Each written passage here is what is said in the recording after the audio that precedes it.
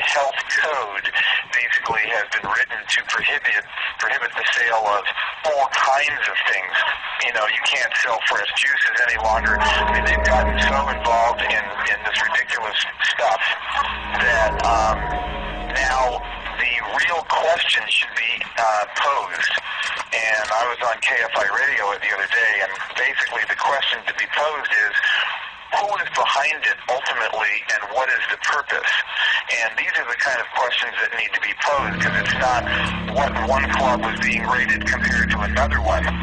We have what's called a digital laser-guided temperature gun here that actually looks somewhat like a gun.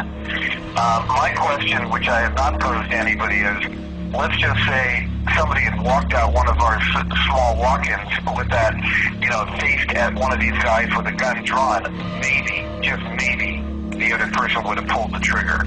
These foods that have now been made illegal, raw goat milk, raw anything. I mean, especially raw products. I mean, you can't go to the Whole Foods and the farmer's market anymore because they're controlled by the health department.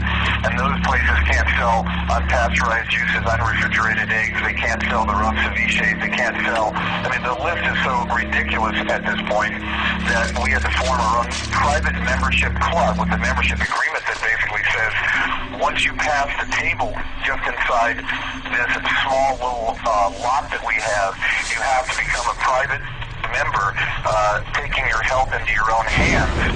And so, we've protected ourselves on that level, but, there are probably 20 attorneys attached, and mothers and children and professionals and doctors and dentists and, nurses and real estate people, actors, actresses that are all members of Rossum. So the outrage just on the attack of Rossum has been unbelievable. Everybody has stood up and said, no way.